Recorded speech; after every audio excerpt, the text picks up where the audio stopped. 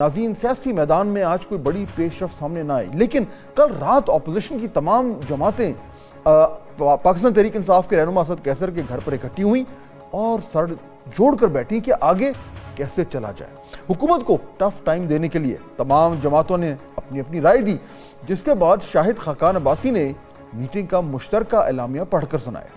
یعنی اب اپوزیشن کچھ بڑے مطالبات کر رہی ہے۔ نمبر 1، حکومت سے مستعفی ہونے اور ملک میں آزاد الیکشن کمیشن کے نیچے نئے انتخابات کرائے جائیں۔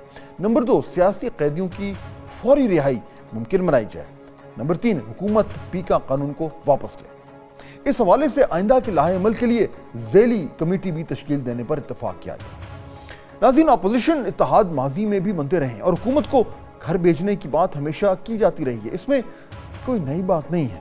ہر اپوزیشن جو ہے وہ ایسا ہی کہتی ہے اور اس کے لیے کام بھی کرتی ہے، لیکن یہاں نئی بات یہ ہے کہ تحریک انصاف نے اب باقی جماعتوں کو ساتھ لے کر چلنے کا فیصلہ کیا ہے۔ یعنی اب تحریک انصاف کی سیاست T20 نہیں بلکہ ٹیسٹ میچ ہوگی، سولو فلائٹ نہیں، سب کو ساتھ لے کر چلنے کی بات ہوگی۔ یہ تو سیاسی طور پر بڑی اچھی پیش رفت دکھائی دیتی ہے، کیونکہ کوئی پالیسی کا تسلسل تو دکھائی دے گا۔ پہلے تحریک انصاف کی سیاست چند دیگر چیزوں کے گردی گھوم رہی تھی۔ نمبر 1، سولو فلائٹ، تمام فیصلے تحریک انصاف خود کرتی تھی، باقی اپوزیشن کو زیادہ لفٹ نہیں کراتی تھی۔ نمبر 2، احتجاج کی سیاست، جلسے جلوس دھرنے تحریک انصاف کی سیاست کا ترائے امتیاز رہے۔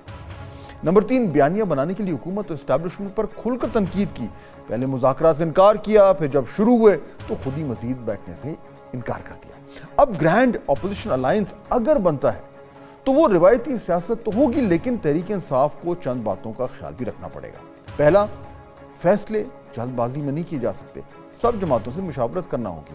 نمبر 2، باقی قائدین کی رائے بھی عمران خان کی مساوی ہوگی، یعنی مولانا فضل الرحمان، شاہد خاقان عباسی اور دیگر کو نظر انداز نہیں کیا جا سکتا۔ نمبر 3، دیکھنا ہوگا کہ الائنس اگر بنتا ہے تو کتنا مؤثر ہوگا، حکمت عملی کیا بنے گی، احتجاج کیا کیا جائے گا یا مذاکرات کا راستہ اپنا جائے گا۔ ناظرین، کہنے کا مقصد یہ ہے کہ اب روایتی سیاست ہوگی، دے مار 4.5 والی سیاست اب تحریک انصاف کو کچھ وقت کے لیے روکنا پڑے گی، کم از کم تب تک جب تک الائنس ایک ساتھ چلتا ہے۔ ناظرین، اپوزیشن کی جماعتیں جب ساتھ بیٹھتی ہیں تو ان کا ایک اجتماعی طرز سیاست ہوتا ہے اور ایک وہ انفرادی حیثیت ہوتی ہے جس کو سب جماعتیں قائم رکھتی ہیں۔ مثلاً مولانا فضل الرحمان کا جو بیسک ان کا جو گراؤنڈ ہے وہ خیبر پختونخوا ہے، وہاں سے وہ ہمیشہ سیٹیں بھی جیتے رہتے ہیں اور مذہبی ووٹ کو بھی اپنے ساتھ رکھنے کی کوشش کرتے ہیں۔ شاہد خاقان عباسی کی جماعت جو ہے عوام پاکستان پارٹی، وہ نئی پارٹی ہے، ان کو اگلے الیکشن میں سیٹیں جیتنے کے لیے بڑی تگ و دو کرنی پڑے گی۔ محمود خان اچکزئی کا سیاسی جو بیس ہے وہ بلوچستان ہے، جبکہ تحریک انصاف پورے ملک سے الیکشن لڑتی ہے اور وفاقی سیاست کو ترجیح دیتی ہے۔ ایسے میں سب جماعتیں ایک دوسرے سے تعاون بھی کریں گی، لیکن اپنے تشخص کو بھی برقرار رکھنے کی پوری کوشش کریں گی۔ تحریک انصاف بڑی جماعت ہے، اس لیے اس کو کردار بھی بڑا ادا کرنا پڑے گا۔ اس لیے دیکھنا ہوگا کہ اگلے چند ماہ میں یہ اتحاد کیا حکمت عملی بناتا ہے۔ نمبر 1، کیا حکومت سے مذاکرات کیے جائیں گے؟ نمبر 2، کیا سڑکوں پر احتجاج کے ذریعے پریشر بنایا جائے گا؟ نمبر 3، کیا صرف ایوان میں احتجاج کی پالیسی جو ہے اس کو اپنایا جائے گا؟ اور نمبر 4، کیا اسٹیبلشمنٹ سے بھی کوئی بیٹھ اور بات چیت ہوگی؟ ناظرین، یہ وہ سارے عوامل ہیں جن کو دیکھ کر ہی فیصلہ کیا جا سکے گا کہ اتحاد اگر بنتا ہے تو اس کا مستقبل کیا ہوگا اور وہ کتنا مؤثر ہوگا۔ حکومت اور اسٹیبلشمنٹ کی مضبوطی سے کیا نیو نارمل بن رہا ہے، آپ کو بتائیں گے سیگمنٹ میری نظر میں، لیکن پہلے آج کے مہمان۔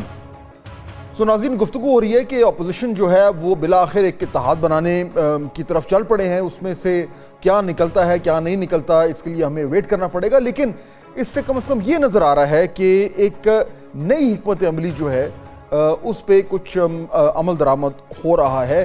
اٹ از امپورٹنٹ، کیونکہ ایک سال سے اپوزیشن اور خصوصاً تحریک انصاف جو ہے وہ ایک اس نے رستہ اختیار کیا ہوا تھا، اب are they having second thoughts?